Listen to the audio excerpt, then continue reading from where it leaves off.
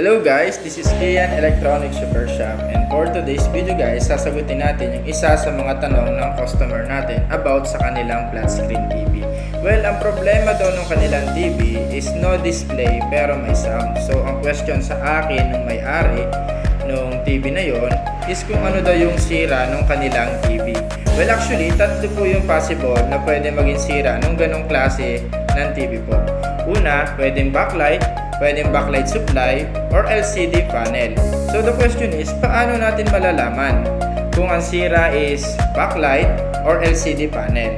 Well, meron tayong dalawang way para malaman kung ang sira is backlight or yung LCD panel. So kung yung TV mo is nabubuhay pa, nakikita nyo may sounds pero walang display, pwede nyo pong itap yung screen. So pag tinap niyo yung screen at may ilaw na lumalabas o may liwanag, ibig sabihin goods po yung backlight nun. So possible, 100% ang pinaka-problema nun is nasa LCD panel. So kapag tinap naman natin yung screen at walang lumabas na display, walang lumabas na ilaw, so possible ang pinakasira nun is backlight.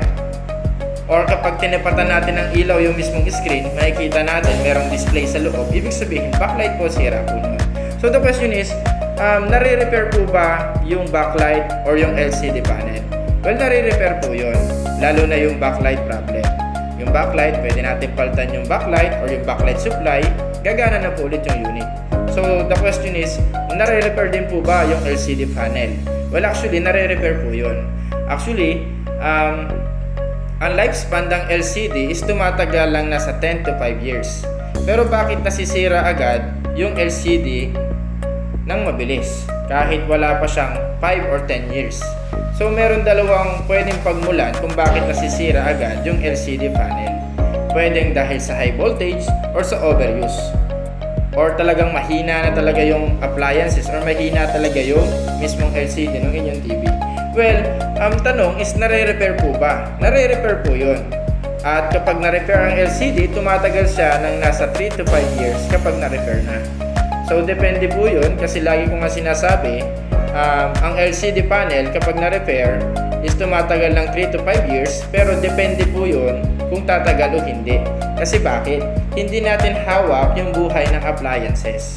So pwedeng bumigay siya, pwedeng tumagal, pero based on my experience sa paggawa ko ng mga flat screen TV, marami na akong nagawang TV na hanggang ngayon gumagana pa at nagagamit pa po ng may-ari. Meron din naman akong mga TV na nagawa na ang sira ay LCD panel na hindi rin tumagal. Nasira ka agad.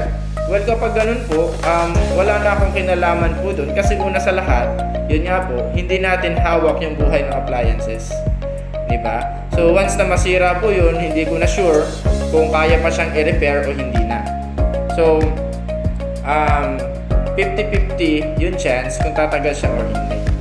So yun lang po yung sagot ko about dun sa question ng customer natin, and sana nakatulong po yun sa inyo. So this is me again, Kian Electronic Super Shop. Maraming salamat po sa inyong pagbidyuhan.